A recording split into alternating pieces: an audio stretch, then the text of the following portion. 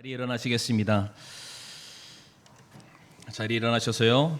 오늘 본문 말씀 사무엘상 17장 55절에서 18장 4절 말씀 저희들이 한 절씩 교독을 하겠습니다. 다윗이 그 블레셋 사람을 향하여 나아감을 사울이 보고 군대 대장 아브넬에게 이르되 아브넬아 이 소년이 누구의 아들이냐 하매 아브넬이 이르되 오 왕이여 왕의 혼이 살아계심을 두고 맹세하옵나니 내가 알지 못하나이다 하매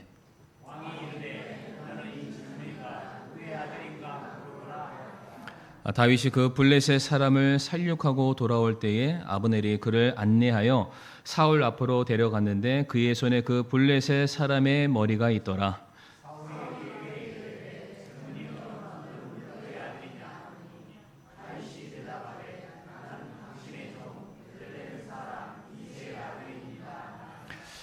다윗이 사울에게 말하기를 마침에 요나단의 혼이 다윗의 혼과 굳게 결합되어 요나단이 그를 자기 혼같이 사랑하니라.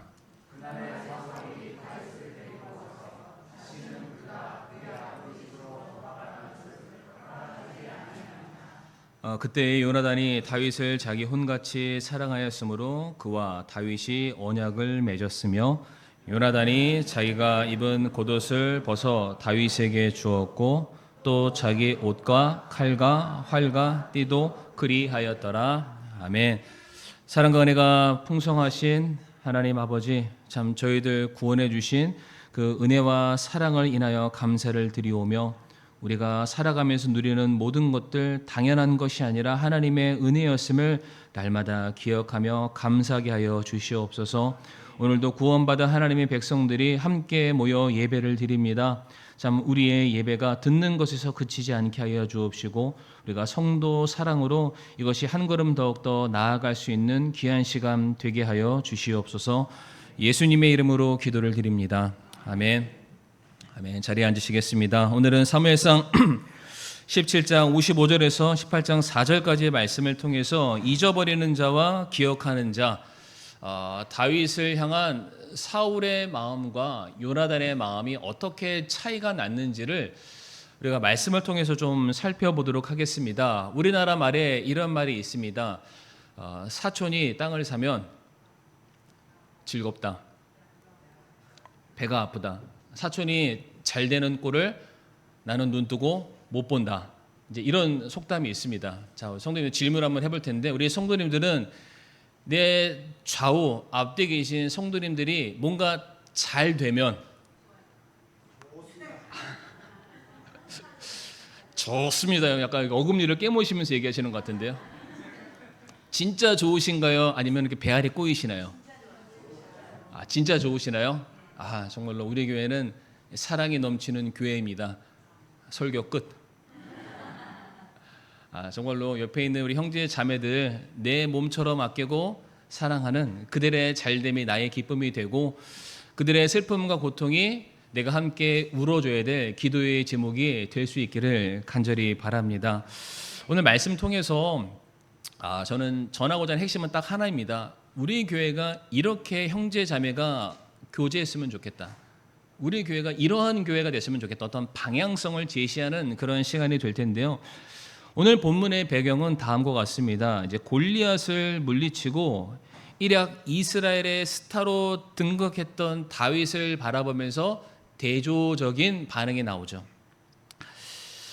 사울의 경우에는 극도로 다윗을 미워하고 계속해서 그를 죽이려 하는 행태를 보이는가 하면 요나단의 경우에는 정말로 자기 자신보다 다윗을 더 사랑하는 자였다라고 성경은 말해주고 있습니다. 과연 사울은 어떠했고 요나단은 어떠했는가? 우리가 그들의 모습을 좀 살펴보면서 우리 교회 안에서 있어야 될 성도 상원의 교제의 방향성을 우리가 좀 함께 살펴보도록 할 텐데요. 첫 번째로 이기적인 사랑은 상대방을 잊게 만듭니다. 그러니까 이기적인 사랑, 나만 아는 사랑은 상대방을 전혀 기억하지 못한다는 것을 우리 성도님들 좀 아셨으면 좋겠습니다. 오늘 아마 본문 읽으셨을 텐데요. 사무엘상 17장 55절부터 58절까지 말씀을 보게 되면 사울이 다윗을 바라보면서 계속 일관적으로 하는 말이 뭐냐면 누구냐라고 물어봅니다. 누구냐. 정작 그 옆에 있는 사람도 다윗이 누군지를 제가 정말로 그가 누구인지를 모르겠습니다라고 말하면서 계속 다윗의 존재 자체에 대해서 굉장히 궁금해하는 그런 장면이 나오는데, 그러니까 이 본문 말씀이죠. 사무엘상 17장 55절과 58절의 내용만 딱 띄워놓고 보면은 마치 사울과 다윗이 처음 만난 듯한 이해를 우리가 가질 수가 있습니다. 그러나 사무엘상 17장 말씀을 보고 있잖아요, 저희가요. 그 앞에 있는 사무엘상 16장 말씀 보게 되면 이미 사울은 다윗을 만난 적이 있습니다. 16장 말씀을 한번 띄워주시고요. 사울이 악신이 들려서 그가 굉장히 고통 가운데 하루하루의 삶을 보냈던 적들이 있습니다. 그런데 그의 심신을 다스리기 위해서, 그의 영적인 고통을 어떻게 줄이기 위해서 당시에 이 음악이라는 도구를 썼던 것 같습니다. 음악을 통해서 그의 심신과 고통과 아픔을 줄여주는 그런 상황이 생겼는데, 마침 다윗이 하프를 잘 탄다, 그가 연주하는 것들이 내 마음을 안정시켜준다, 그게 굉장히 유명했던 것 같습니다. 그래서 다윗을 불러와서 사울 앞에서 하프를 키는 장면이 있죠. 그때 이제 누군가는 다윗을 사울에게 소개해 줬을 거고요, 사울은 그 소식을 듣고 그 아이를 불러라 라고 말을 했을 겁니다. 그래서 두 사람이 만나는 장면인데 16장 19절 말씀 보면 사울이 사자들을 이새에게 보내요. 자기 종들을 이새에게 보냅니다. 이르되 양들과 함께하는 내 아들 다윗을 내게로 보내라 라고 말합니다. 누가 한 말입니까? 사울이 한 말입니다. 그러니까 다윗의 이름을 명확하게 이야기를 했고요, 다윗이 누구의 아들인지도 알고 있습니다. 그런데 오늘 본문에서 뭐라고 되어 있죠? 제가 누구냐, 누구의 아들이냐 도무지 알지를 못합니다, 기억하지 못합니다 라고 말하고 있습니다. 아마 성도님들도 아마 이런 경험들이 있을 텐데, 내가 너무 아팠어요. 약을 먹어도 안 되고, 어느 병원을 가도 안 되고 너무 힘든 나날들을 보내다가 누군가가 내게 좋은 의사분을 소개를 해준 거예요.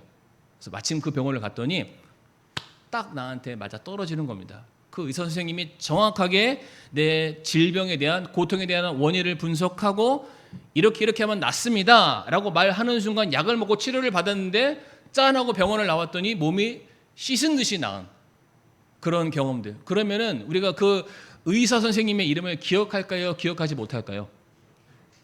기억합니다. 예수님 다음으로 기억합니다. 너무 고마우신 분이시잖아요. 그러니까 오늘 본문에서도 다윗이 사울이 가지고 있는 영적인 고통의 체증을 해결해 줬습니다. 그러니까 자기 질병의 문제를 해결해 준 거예요. 그가 무엇인가 왕의 권한을 가지고 좋은 약을 다 먹어봤지만 낫지 못했는데 다윗이 사포를 쫙 하고 켜줬더니 그의 고통이 씻은 듯이 나은 거예요. 자기를 고쳐준 사람입니다. 이름을 당연히 기억하는 것이 맞습니다. 오늘 본문 보니까 누군지를 몰라요. 마치 처음 보는 사람인 것처럼 대면을 합니다. 그리고 다시 사무엘상 17장으로 넘어가게 되면은 이스라엘과 블레셋의 전쟁 상황이 지금 연출이 되고 있죠.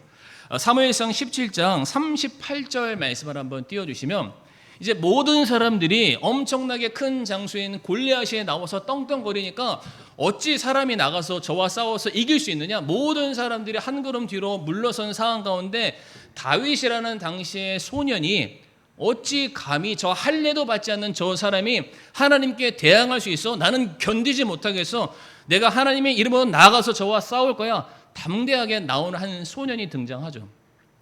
자신들을 대신해서 싸워주겠다는 사람이 나타나게 되자 사울 왕이 그를 부릅니다. 그리고 하는 행동이 그거죠. 사울이 그에게 자기의 갑옷으로 다윗을 무장을 시켜주게 됩니다. 그러니까 지금 상황이 어떠한 상황이냐면은 어떠한 사람이든지 간에 나라의 운명을 대신해서 짊어지고 목숨 걸고 나아가는 사람이 있습니다. 그 사람의 이름을 우리가 기억해야 되지 않을까요? 그러니까 사울이 왕으로서 원래는 나라를 지켜야 될 책임이 그에게 다 있습니다. 그러나 그가 훌륭한 장수를 다 두고 있으니까 보내면 되겠죠. 그러나 아무도 골리앗과 싸우러 나가는 사람이 없는 거예요. 다 자기 목숨 중요하다고 아무도 나가지 않는 거죠. 바로 그러한 상황인데 다윗이라는 한 소년이 내가 나아가서 싸우겠습니다, 담대하게 나오는 한 사람이 있는 거예요. 나라의 운명을, 사울의 목숨을 대신해서 나가주는 사람이 있습니다. 그 사람의 이름을 기억해야 되지 않을까요? 더군다나 방금 전 말씀 다시 한번 띄워주시고요. 여기서 사울이 지금 다윗에게 무엇을 지금 주고 있습니까? 자기의 갑옷이라고 되어 있습니다. 많고 많은 갑옷 중에 하나가 아니라 자기만 입을 수 있는, 왕만 입을 수 있는 갑옷을 다윗에게 건네줬다라고 되어 있는데, 아마 성도님들 이 사건 기억하실 텐데요. 열왕기상 22장의 말씀이 어떤 사건이 있냐면, 아람이라는 외국 나라와 이스라엘, 북이스라엘이 전쟁을 하게 됩니다. 그때 아합 왕이 아람이라는 나라와 전쟁을 하게 되는데, 북이스라엘 자체만으로는 힘이 부족하니까 남유다의 여호사밧이라는 왕을 불러서 연합을 하게 됩니다. 그래서 북이스라엘과 남유다 연합 군대와 아람이라는 나라가 전쟁하는 상황이 펼쳐지게 되는데, 이때 하나님의 사람이 먼저 나와서 북이스라엘 왕이었던 아합에게 말합니다. 너 죽을 거다. 너 이 전쟁에서 네 생명이 끝나게 될 거다. 그 소식을 들었던 아합 왕이 꾀를 부리는 거예요. 이 전쟁에서 내가 살아남으려면 어떻게 해서든 내 목숨을 부지해야 되는데, 여호사밧을 불러서 여호사밧에게 자기 옷을 입힙니다. 그리고 자기는 일개 병사의 옷을 입고 전쟁터에 나가죠. 그래서 말씀을 잘 보게 되면 지금 아합 왕이 입어야 될 옷을 입고 쫙 여호사밧이 달려가고 있으니까 수많은 아람의 병사들이 여호사밧을 쫓아갑니다. 누군 줄 알고요? 아합인 줄 알고. 딱 가서 얼굴을 보니까 아니네, 돌이키는 장면이 있어요. 다시 말해서 지금 사울이 다윗에게 자기의 옷을 입힌다는 것은 적어도 이 순간만큼은 다윗이 이스라엘을 대표하고 사울을 대표해서 전쟁터에 나아가는 겁니다. 그러면 그 사람의 이름을 기억해야 되지 않을까요? 왕이 자기의 모든 권한을 지금 부여한 거예요. 잠깐이지만. 그렇다면 당연히 사울은 다윗의 이름을 기억해야 되는데, 오늘 본문 말씀 읽어서 아시죠?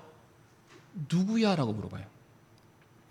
아니, 먼 옛날 일이 아닙니다. 한 20년을 했었던 전쟁 사건을 끄집어서 얘기하는 게 아니고, 지금 바로 몇 분 전에 옷을 입혀줬어요. 자기가 손수 자기의 옷을. 그리고 거기서 조금 더 거슬러 올라가면은 한 몇 달 전에 자기가 너무나도 고통스러워서 밤잠 이루지 못하는 그 상황 가운데 다윗이 짠하고 합부를 치면서 자기의 아픔이, 고통이 싹 하고 씻어지는 그 경험을 느꼈습니다. 누군지, 누구의 아들인지 자기 입으로 말한 적이 있습니다. 근데 오늘 본문에서 뭐라고 돼 있어요? 사울이 그를 기억하지 못했다라고 말을 하고 있습니다. 성도님들, 사울이 진짜 기억하지 못한 건가요? 기억하려 하지 않은 겁니다. 다시 말해서 내가 무엇인가 필요로 할 때, 내가 무엇인가 도움이 원할 때, 어떠한 상황에 어려움이 있을 때는 찾아갑니다. 부릅니다. 자기 집 안으로 들이고 자기 옷을 입히기도 하고, 심지어 자기 딸을 내어주기까지도 모든 것을 다 나누겠다고 선포했던 사람이 사울 왕이었습니다. 근데 성도님들, 이 사무엘상 18장 말씀 가보게 되면은 다윗이 골리앗을 죽이잖아요. 그러니까 사울이 그 전쟁 전에 이 전쟁에서 승리한 사람은 내 딸을 주겠다라고 선언을 하는데, 막상 다윗이 이기니까 앞불사, 예상하지 못했던 그림이 그려지는 겁니다. 다윗에게 자기 딸을 주기가 못내 아까운 거예요. 그래서 사무엘상 18장 25절 말씀 보면은 이제 23절과 25절 말씀인데 뭐라고 되어 있냐면, 다윗에게 말합니다. 내 사위 되려면 저기 블레셋 사람 100명 죽이는 거 증거만 가져와. 그럼 내가 너 내 사위 삼아줄게. 그런데 그렇게 말하면서 사울 왕의 본심이 나오죠. 25절 후반절에 뭐라고 되어 있습니까? 사울은 블레셋 사람들의 손으로 다윗을 쓰러뜨리려고 생각하였더라. 자기 딸을 줄 마음이 없었어요. 분명히 이 전쟁에서 승리만 거두어주면은 내 딸을 주겠다. 내 딸을 주겠다는 것은 성도님들, 내 나라의 반을 주겠다라는 거예요. 내 모든 것을 공유하겠다. 그런데 정작 그 모든 문제를 다윗이 해결하고 나니까 지금 사울이 어떻게 합니까? 입을 싹 닫고 모르쇠로 지금 시전을 하고 있습니다. 나는 네가 누군지 몰라. 나는 너를 기억하지 못해. 다시 말씀드리지만은 어려울 때, 도움이 필요할 때는 불러드리고 요청을 하고 그에게 애걸복걸하면서 내 어려움을 호소했지만 자기의 문제가 해결되고 더 이상 고민하는 것들이 없어지게 되었더니 이제 더 이상 그와 관계 맺기를 거부하는 겁니다. 기억하지 않는 거예요. 그의 이름을 잊어버렸습니다. 조금 더 솔직하게 말씀드리면 다윗이 나보다 잘난 게 너무 많으니까 그 사람과 함께하고 싶지 않은 거겠죠. 오늘 이 사울이 다윗을 향해 했던 그 모습을 바라보면서 좀 우리 교회에 좀 이렇게 대입을 하면서 좀 설명을 좀 드리고 싶습니다. 사울은 의도적으로 다윗의 이름을 기억하려 하지 않았습니다. 의도적입니다. 알지만 알고 싶지 않은 거죠. 왜? 나에게 큰 도움이 안 되니까. 내 걸 줘야 되니까. 내 걸 나눠야 되니까. 내 명예가 떨어지니까 기억하고 싶지 않은 거예요. 없는 사람 취급하고 싶다라는 겁니다. 우리 성도님들 이제 주일날이면은 교회를 이렇게 오시면 우리 주변에 계신 성도님들 서로 이렇게 인사를 아마 나누시게 될 텐데 우리는 인사를 해도 늘 하던 사람이랑만 합니다. 안 그러신가요? 왜냐하면 늘 앉는 자리에만 앉으시니까 늘 하던 사람만 인사를 하고 저기 멀리 있는 사람은 그냥 눈으로 대충 왔나 안 왔나 이 정도만 체크하고 맙니다. 우리는 물론 사울보다 난 건 뭐냐면 그분의 이름은 기억을 합니다. 그러나 그분이 현재 어떠한 형편과 어떠한 상황 가운데 계시는지는 우리는 잘 모릅니다. 조금 더 솔직하게 말씀드리면 알고 싶어 하지 않습니다. 그렇게 크게 관심을 두지 않죠. 그냥 주일날 얼굴 한 번 본 것으로 끝나는 경우가 너무 많지 않습니까? 최근에 하나님께서 이제 저희 교회에 은혜를 베풀어 주셔서 지난 7월과 8월 사이에 우리 성인을 비롯해서 우리 이제 주일학교 초등부 학생까지 포함하면은 대략 한 10분 정도의 성도님이 이제 교회에 더해지셨습니다. 그리고 이제 간헐적으로 왔다 갔다 하시는 그런 분들도 두세 분 정도 계십니다. 너무 감사한 거예요. 그 짧은 시간에 이렇게 많은 분들이 교회에 더해질 수 있는 것은 저희가 한 게 아니라 하나님의 은혜라고 저는 그렇게 믿고요. 정말 하나님께서 우리 교회를 아직도 여전히 사용하시는구나라는 거에 대한 제가 너무 깊은 감사와 기쁨이 있습니다. 그런데 이제 이러한 시간들을 보내면서 제가 한편으로는 너무 감사하지만 다른 한편으로는 좀 아쉬운 게 뭐였냐면 제가 이런 얘기를 두어 번 들었습니다. 이제 점심 식사를 이렇게 하시잖아요. 성도님들 예배 끝나고 나면은 그러면은 이제 다들 이런 얘기했어요. 왜 이렇게 줄이 길어졌어? 이런 얘기를 간혹 하세요. 밥을 먹어야 되는데 줄이 쫙 이렇게 서 있으니까 옛날에는 그냥 가자마자 먹었는데 이제는 밥을 먹으려면 적어도 5분 이상 기다려야 되니까 또 밥을 먹으러 어디 들어가려면 이제 막 자리가 없으니까 막 밖으로 막 나와야 되는 거예요. 우리 막 청년들도 막 밥 먹다가 왜 이렇게 사람이 많아졌어 막 이런 얘기도 하고 저희 계신 분이 막 누구냐고 막 궁금해하니까 누구냐 하고 막 물어보는 것도 제 막 귀에 속에 막 들립니다. 그러니까 그 성도님들이 그분에게 직접 찾아가는 것은 좀 못내 쑥스러우니까 이제 저한테 찾아오십니다. 누구예요? 라고 물어봐요. 그럼 제가 이제 성함이 아무개 이렇게 되십니다. 어떻게 왔대요? 뭐 하시는 분이? 일단 저한테 막 물어봐요. 그러면 일단은 저는 제가 아는 한도에서는 일단 설명해 드립니다. 그러면 성도님들이 일단 제가 답하는 것으로 일단 궁금증과 호기심이 해소가 됐잖아요. 그렇죠? 그걸로 끝입니다. 그분한테 안 찾아가세요. 직접 찾아가서 성함이 그렇게 되신다면서요? 어떻게 교회로 오셨다면서요? 어떠한 가정 가운데 신앙생활 하시게 되었다면서요? 어떻게 예수님을 영접하시게 되었다면서요? 그런 교제를 나누면서 뭔가 좀 서로가 이렇게 나누는 그런 모습들을 가져야 될 텐데 그냥 저한테 묻는 걸로 끝입니다. 왜? 궁금증이 해소됐거든요. 더 깊이 알고 싶어 하는 마음이 없는 겁니다. 왜? 알면은 귀찮으니까요. 솔직한 마음 아니십니까? 나 사는 것도 바빠 죽겠는데 나 사는 것도 골치 아픈지 너무 많은데 내가 알지 못하는 그 제 3자까지 그 삶을 깊숙이 알고 그를 위해서 기도할 형편과 여유도 내게 없다. 그냥 그 사람 이름이 뭔지만 알고 싶고 어떻게 왔는지만 알고 싶지 그 이상 어떤 것에 대해서 전혀 안 물어보신다는 거예요. 제가 한번 이 시간 실명을 거론해서 죄송하지만은 혹시 우리 성도님 중에 우리 신기자 자매님이랑 좀 교제 나누신 분 계십니까? 저희 성영주 자매님이 전담 마크하고 계십니다. 너무 감사하지만 저희 교회 이미 오신 지 2년 이상 넘으셨는데, 물론 교제 나누시는 분들도 계시죠. 제가 무조건 부정적으로 말씀드리는 건 아닙니다. 그러나 2년 이상 지금 매주마다 이렇게 출석하심에도 불구하고 그 교제권이 너무 좁은 것을 봤을 때 성도님이 분명히 인사는 합니다. 어떤 분이신지는 아마 알 거예요. 그러나 자매님이 어떠한 믿음을 가지신 분이신지, 어떠한 삶의 내용들을 갖고 계신 분이신지, 그리고 어떠한 문제로 지금 기도하고 계시는지, 그의 신앙의 문제를 무엇으로 고민하시는지 아무도 모릅니다. 아무도 몰라요. 근데 우리는 뭐라고 말하냐면 우리 반석교회는 성경적인 교회라고 말합니다. 우리 반석교회는 사랑이 많은 교회라고 말을 합니다. 우리 반석교회는 초대교회의 모습을 닮은 그런 교회다, 예루살렘 교회다, 그렇게 우리가 스스로 자위하고 자랑합니다. 근데 성도님들, 초대교회의 부흥의 역사에는 사도들이 있어서 된 게 아닙니다. 제가 말씀 하나 보여드릴 텐데요. 사도행전 2장 45절과 46절과 47절 말씀. 45절 말씀에 자기 소유와 재산을 팔아 각 사람의 필요대로 모든 사람에게 나누어 주며, 헌신의 모습이 있었는데 그 헌신이 내가 하고 싶은, 내가 하려고 하는 헌신이 아니라 상대방의 필요를 먼저 캐치하고 그 필요를 채워주는 헌신을 했다. 이타적인 헌신을 했다라고 말합니다.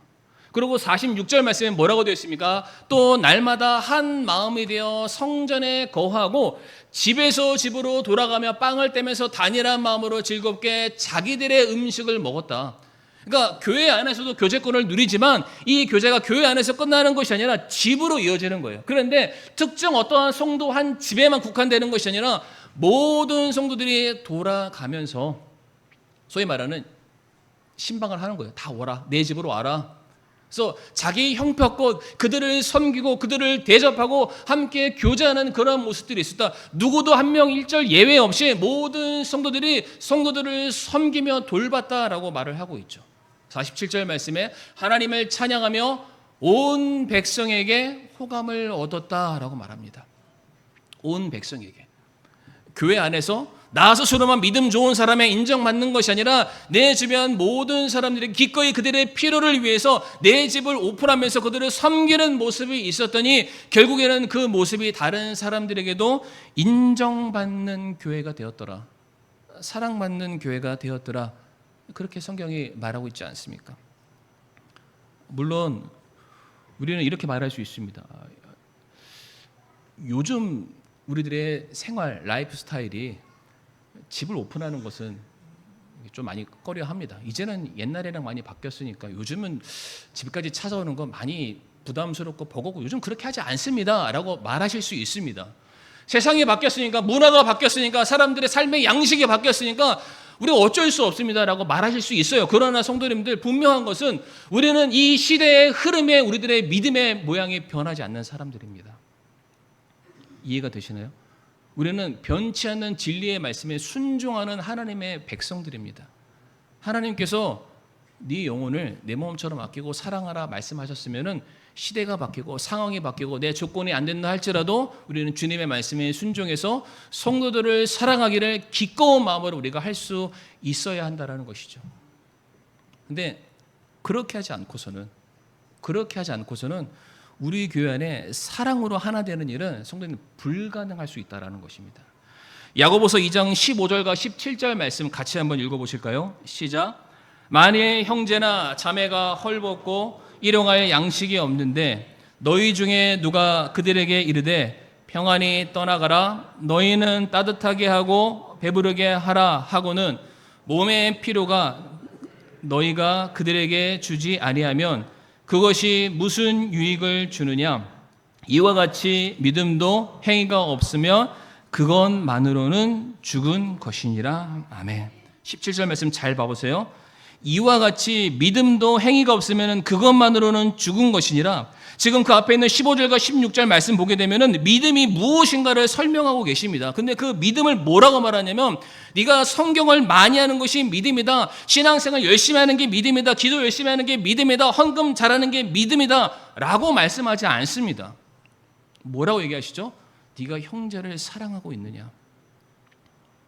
네가 옆에 있는 성도들을 네 몸처럼 아끼고 말로만 하는 것이 아니라 실제로 너희의 삶의 필요를 나눠주기 위해서 그것이 적든 크든 무엇이 되었든지 간에 실제 너희 것을 나눠주는 그 자기 부인의 모습으로 성도를 사랑하는 모습이 너희 안에 있냐? 그러면 너희 믿음은 진짜고, 만약 그렇지 않고 그냥 말로만 사랑해요 기도할게요 돌아서는 기도하지도 않으면서 기도할게요 이런 거 가짜라고 말씀하고 계십니다.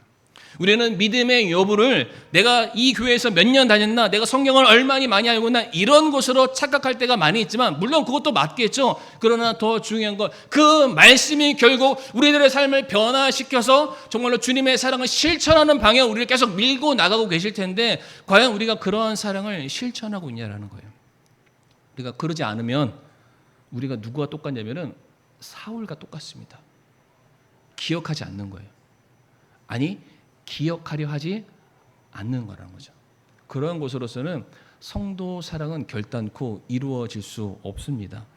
두 번째로, 그러하기 위해서 우리에게 해결 방책이 필요하겠죠. 두 번째로 같이 한번 읽어보실까요? 시작.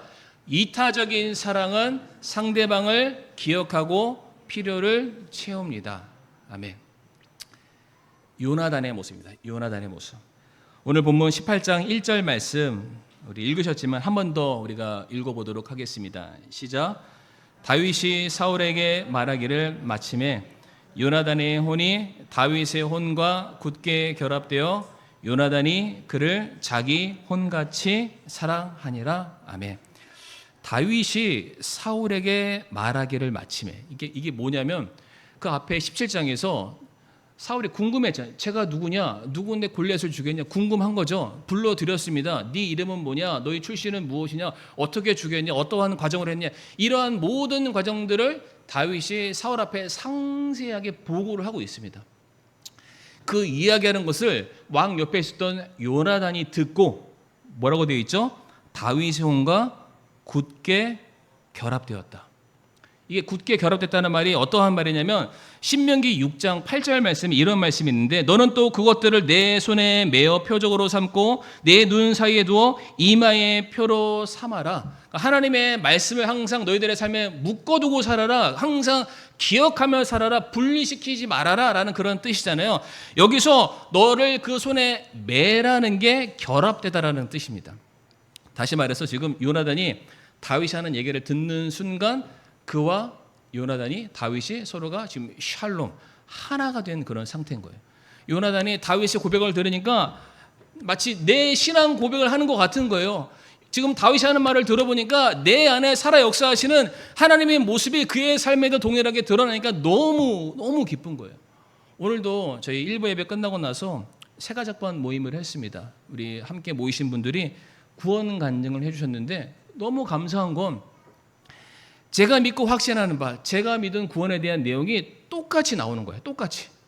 당연한 거죠. 한 성령이 계시고 우리가 한 말씀, 한 줄을 우리가 마음에 모셔드렸기 때문에 결국에는 내 시작점과 내 삶의 모습이 조금 다르다 할지라도 결국 우리가 주를 고백하는 그 내용 가운데는 반드시 내가 죄인된 것과 예수님이 내 죄에 대한 모든 것을 친히 담당하신 것과 그분이 죽으시고 다시 부활하셨다는 놀라운 그 복음에 대한 내용이 구원받은 모든 사람 입에는 반드시 나올 수밖에 없습니다.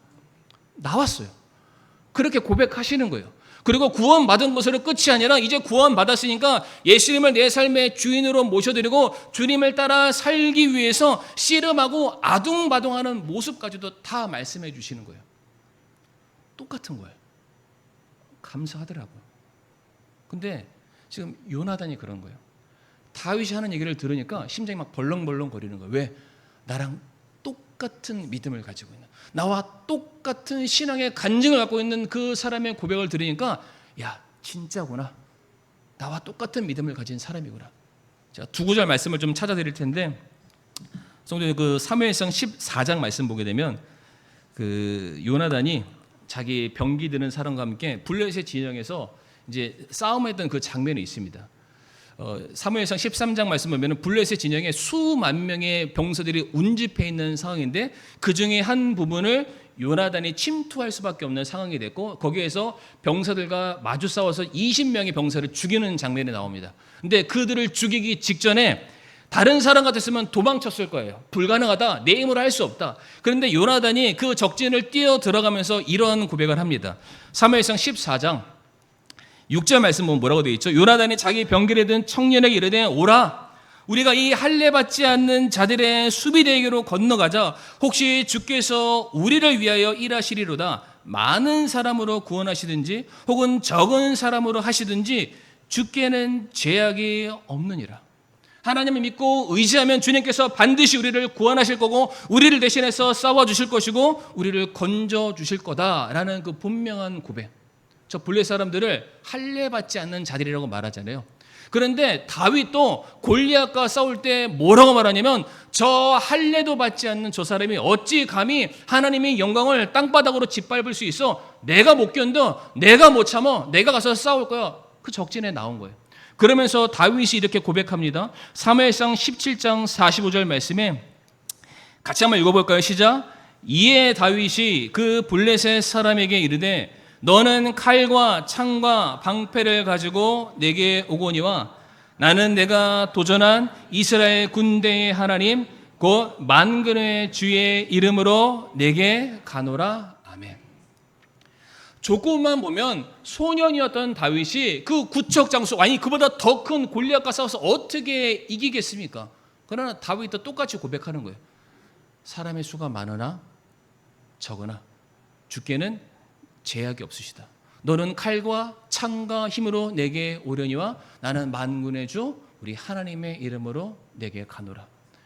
두 사람의 신앙 고백이 완전히 똑같은 거예요. 성도님들 지금 이스라엘과 블레셋의 싸움이잖아요.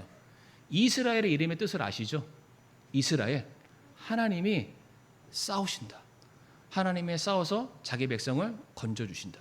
아니 적어도 나라의 이름이 이와 같다면 다윗이 아니고 요나단이 아니고 어떠한 사람도 내가 주의 이름으로 나가면은 주님께서 나와 함께 싸워주실 거 이 믿음을 가져야 되는데 모든 사람들이 다 뒤로 물러선 상황이에요. 그러나 요나단과 다윗은 그 하나님에 대한 절대적인 믿음을 가지고 나아가서 싸웠던 거죠. 두 사람의 믿음이 확인이 되는 바로 그 순간 요나단의 마음이 두근두근거릴 수밖에 없는 거예요. 와, 나랑 똑같은 믿음을 가진 사람이구나. 정말로 나와 동일한 구원관을 가지고 있는 사람이구나. 고린도전서 1장 10절 말씀 보면은 형제들아 이제 내가 우리 주 예수 그리스도의 이름으로 너희에게 간청하노니 너희는 다 같은 것을 말하고 너희 가운데 분쟁이 없이 같은 생각과 같은 판단 안에서 완전히 함께 결합하라라고 되어 있습니다. 서로 간에 사는 삶이 다를 수 있습니다. 형편이 다를 수 있습니다. 환경과 조건이 다를 수 있습니다. 신분의 차이가 있을 수 있습니다. 배운 것의 차이가 있을 수 있고 여러 많은 것들이 다를 수 있지만 무엇이라고 말씀하십니까? 너희가 주 안에서 같은 것을 말하고 같은 생각과 같은 판단, 말씀이라는 기준 안에서 너희가 분명한 믿음을 가지고 있는 사람들이라면 너희는 분명히 서로가 하나로 결합해야 된다. 교제해야 된다라고 말씀하시는 거예요. 그러니까 교회 안에 성도 안의 교제는요. 세상적인 기준과는 다르다라는 것을 우리에게 말씀합니다. 세상 사람들은 취미가 같아야 됩니다. 삶의 수준이 같아야 되고 학벌이 같아야 되고 고향이 같아야 되고 동네가 같아야 되고 아파트가 같아야 돼요. 요즘 그런 거 많잖아요. 삶이 다르면은 아예 만나려고 안 합니다. 그러나 주 안에서는 같은 주를 섬기고 있고요. 같은 말씀으로 우리가 같이 예배하고 있고 한 교회를 섬기고 있다면 주 안에서 차별이 없는 거예요. 결합해야 됩니다. 하나가 돼야 됩니다. 서로를 돌볼 줄 알아야 된다는 것이죠. 믿으십니까? 그래서 요나단이 어떻게 행동하냐면 사무엘상 18장 4절 말씀에 요나단이 자기가 입은 겉옷을 벗어 다윗에게 주었고 또 자기 옷과 칼과 활과 띠도 그리하였더라.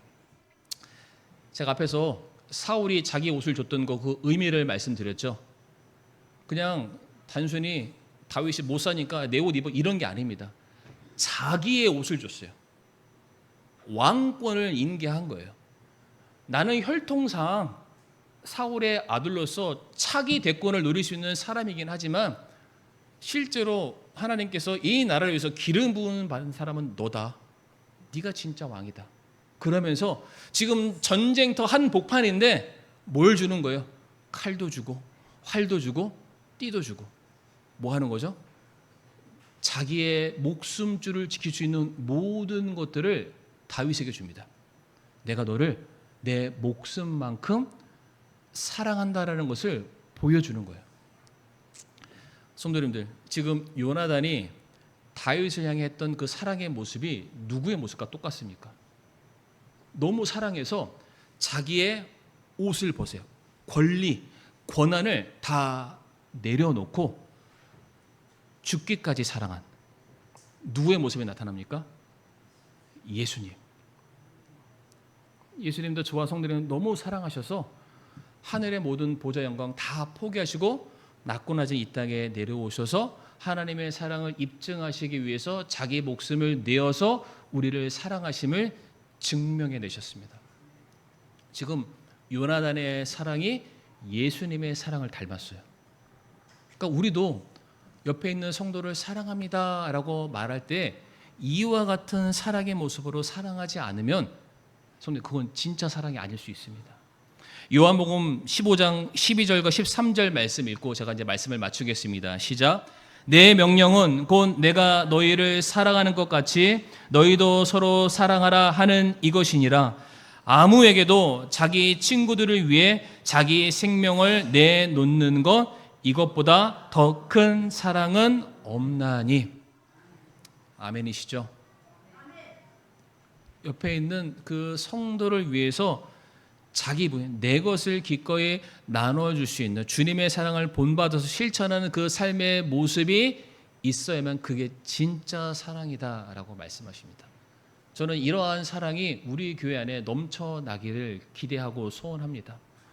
정말로 다 서로가 서로의 것들을 나누고 공유할 수 있는, 서로의 필요를 위해서 주목할 수 있는, 그래서 내 모든 것들을 서로 나눌 수 있는 그러한 사랑에 넘치는 교회가 될 때에 정말 우리 교회가 더욱더 부흥하고 성장하지 않을까. 많은 사람들이 교회를 찾습니다. 교회를 찾아요. 근데 교회를 찾을 때 이제 첫 번째 조건은 뭐냐면 그 교회 목사가 설교를 잘하냐 못하냐. 근데 제가 잘한다 못한다는 건 스킬을 말하는 게 아니라 하나님 말씀대로 전하냐, 세상 것을 얘기하냐, 이런 것들을 가지고 이제 판단을 합니다. 아, 그래서 적어도 여기 목사님은 내가 100점짜리 목사는 아니지만 적어도 쓸데없는 말은 안 한다. 성경 말씀만 한다. 하나님 말씀만 전하니까 일단 내가 좋다. 내가 이 교회를 출석해야지. 이렇게 교회 오시는 분들 보통 그렇게들 다들 오십니다. 근데 와서 아무리 설교를 계속해서 들어도 그 마음이 여기에 자리매김하려면은 뭐가 필요하냐면은 사랑과 관심이 필요합니다. 이게 없으면 뿌리를 내리는 게 너무 힘들어요. 생각해 보세요. 지금껏 우리 반석교회 올해가 몇 주년 된지 아십니까? 행당동은 70주년이고 우리 반석교회는 올해가 두구두구두구두구 47주년. 47주년. 3년 후를 기대하시기 바랍니다. 50주년에 뭘 할지 저도 제 자신을 모르겠습니다. 하여튼 대단한 일을 해야 되지 않을까. 반백년 되는 그 역사를 우리 교회가 가지고 있는데 이 교회에 수많은 사람들이 오고 갔습니다. 그런데 정착한 사람들을 놓고만 보면 가족이라는 관계, 어떤 친구라는 관계, 특정한 어떤 유대 관계, 그 유대 관계 안에는 사랑이라는 끈이 있는데 그걸로 지금 붙어있는 사람들만 계시는 거예요. 나머지 분들은 물론 환경이 바뀌고 상황이 안 되니까 떠나신 분들도 계시지만 그 많고 많은 분들이 이렇게 유수하게 이 교회를 지나치셨지만 결국 떠나셨던 이유 중에 하나가 여기에서 본인들이 사랑받지 못했다라는 걸 아마 느꼈기 때문은 아닌가. 그러니까 우리가 해야 될 게 무엇이겠습니까? 그러니까 이기적인 그런 마음이 아니라 이타적으로 그 성도의 그 사람의 영혼의 필요를 위해서 우리가 정말로 마음을 다 쏟게 되었을 때, 정말로 그러할 때 우리 교회가 이 초대교회 예루살렘 교회처럼 놀라운 부흥의 역사가 일어나게 될 것이고, 하나님께서 그런 교회에 더 많은 영혼들을 보내주리라고 저는 분명히 그렇게 믿습니다. 그래서 우리 사랑하는 성도님들, 이기적인 그러한 사랑이 아니라 이타적인 사랑으로 우리 주변에 있는 성도님들을 돌아봐 주시고 섬겨 주시고 아껴 주시기를 주님의 이름으로 부탁을 드리겠습니다. 이 시간 다 같이